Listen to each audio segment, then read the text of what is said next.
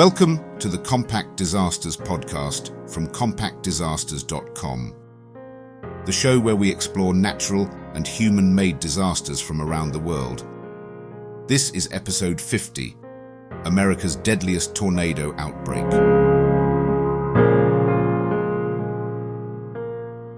In late April 2011, a storm system of brutal proportions ripped across the United States, producing what is now known as the 2011 Super Outbreak.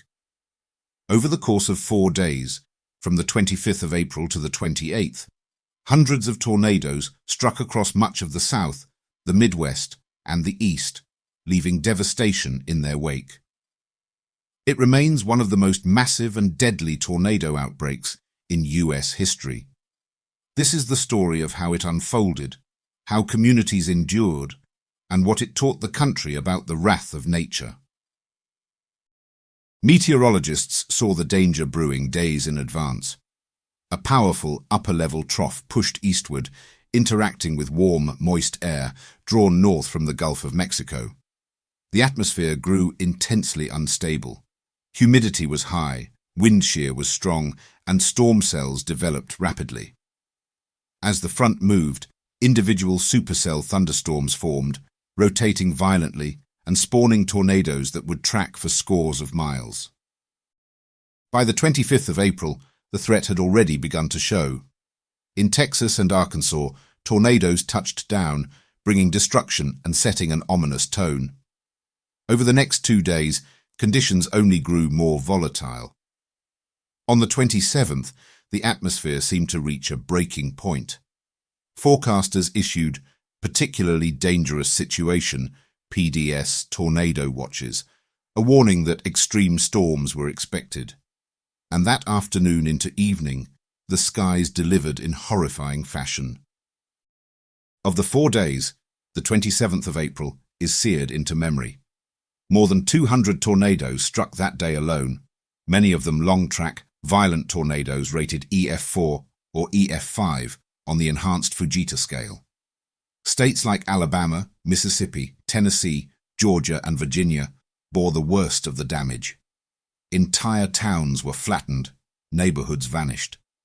In Alabama alone, more than 200 lives were lost from tornadoes that day. One EF5 tornado carved a path through Hackleburg, Phil Campbell, and other towns, with winds estimated near 200 miles per hour. Brick houses were reduced to bare slabs. Trees were stripped of bark, vehicles were hurled, foundations ripped away. Another EF5 hit Smithville, Mississippi, leveling homes, tossing trucks, and leaving fields scarred deeply. Tragically, many communities were hit more than once, giving residents little time to recover or respond. That night, power lines snapped, communications faltered, and emergency services struggled to operate in the dark amid debris and chaos. The death toll for tornadoes alone is often cited as around 324, with additional fatalities from related severe storms, hail, lightning, and flooding, pushing the total even higher. The scale of destruction was staggering. Over 300 tornadoes were confirmed across 21 states. Some twisters remained on the ground for over 100 miles. Communities were erased in moments. Schools, churches, businesses, and homes vanished. In rural areas, entire stretches of forest were flattened. In towns, streets were unrecognizable. Gas stations, medical clinics, and grocery stores were all destroyed in some areas. Infrastructure crippled. Roads impassable. Communication lines down. Electric, water, and gas systems were shattered. The scale of rescue was immense.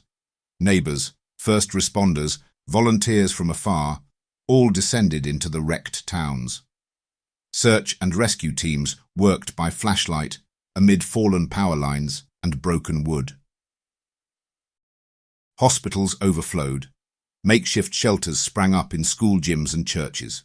People huddled in blankets, waiting for news of loved ones. Some towns were left totally isolated until roads were cleared. Amid the scale, individual stories stand out. A family in Alabama huddled in a bathroom closet, while the house around them disintegrated. A mother lay on top of her child to protect him. A volunteer pastor drove miles through blocked roads to deliver water to survivors. A church sanctuary became a triage center as the injured filled aisles. Some survivors described seeing the funnel cloud touch down in their backyard, tearing off roofs like paper. In one case, a school building retained its walls while the roof was removed. Teachers and students escaped before the worst hit, guided by the wails of tornado sirens. In other places, people had no warning. Rural mobile homes gave little shelter. Those inside often fared tragically. Children, the elderly, and people with disabilities were especially vulnerable. Some communities lost generations in an instant. Recovery would take years, and grief never left many hearts. Afterwards, atmospheric scientists combed through radar data, damage assessments, storm reports, and simulations to understand precisely how this outbreak reached such intensity. One notable finding is that the outbreak intensity score for 2011 was among the highest ever measured, driven by the sheer number of tornadoes and the violent subset among them. The outbreak showed how a combination of extreme instability, strong wind shear, and a sweeping upper trough could generate supercells en masse. Tornadoes often formed ahead of squall lines rather than being embedded within them, making them harder to identify until they formed. The embedded EF5s required precise alignment of wind speeds, humidity, and temperature gradients, conditions that came together painfully on the 27th of April. Damage mapping revealed multiple long-track tornadoes, often rated EF4 or EF5. In Alabama, researchers studied mortality patterns and found many victims died not because of a lack of warning, but because their homes were simply not built to withstand violent storms. Some were in manufactured housing with poor anchoring or older frame homes that lacked reinforced safe rooms. Studies also emphasized the emotional and community impact. Recovery, mental health, and planning all require a lengthy response. The outbreak led to research into more effective warning systems, more resilient construction, enhanced emergency communication, and improved public awareness. Local, state, and federal agencies mobilized quickly. The Federal Emergency Management Agency, the Red Cross, National Guard units, and volunteer groups joined in. Clearing debris, restoring services, and locating the missing, all urgent tasks. Some towns were effectively rebuilt from the ground up. Urban planners, engineers, and safety advocates redesigned layouts to incorporate better storm shelters, safer building codes, and enhanced communication systems. In many communities, rebuilt homes included reinforced safe rooms or basements. Local governments adjusted zoning regulations to reduce the risk of future outbreaks. Insurance claims ran into the billions. Economic impact was enormous. Crops were destroyed. Businesses closed. Many people needed new homes. Yet in the chaos, acts of kindness emerged. Neighbors offered housing, supplies, and labor.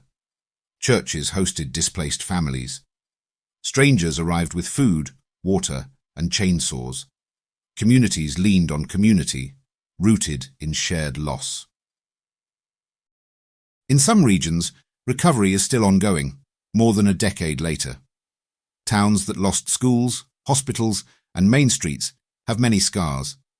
But many also carry renewed resilience, memorial parks, monuments to lost lives, and improved community planning.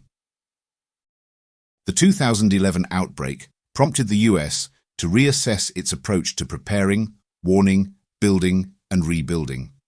Warning systems were upgraded, with better radar, more dual polarization technology, automated alerts, and cell-based tornado warnings. Communities emphasized safe rooms, storm shelters, and training drills. Building codes in tornado-prone zones have seen a greater adoption of impact-resistant construction, especially in severe zones. local governments began encouraging stronger anchoring, reinforced walls, and safer design of mobile homes. Emergency communication systems were strengthened so that when phone networks go down, alerts still reach people. From a meteorological perspective, the 2011 event remains a benchmark. It shaped how meteorologists define and classify outbreak intensity, not just by the number of tornadoes, but also by their destructive power and societal impact. The Outbreak Intensity Score, OIS, developed later ranks 2011 as among the most intense. Educators and communities studying disaster preparation turned to the 2011 outbreak as a case study. How do you warn rural populations far from sirens? How to build resilience when homeowners lack resources? The event prompted research into climate links, although it remains unclear whether climate change directly increases tornado outbreaks. Atmospheric instability is only one factor. Perhaps most importantly, the 2011 outbreak reminds us of the fragile boundary between daily life and catastrophe. In 3 hours, towns were transformed, but over the years, communities rebuilt. The memory of bark ripped from trees, metal twisted by the wind, whole roofs flying through the air, lifelines broken and restored, all persist.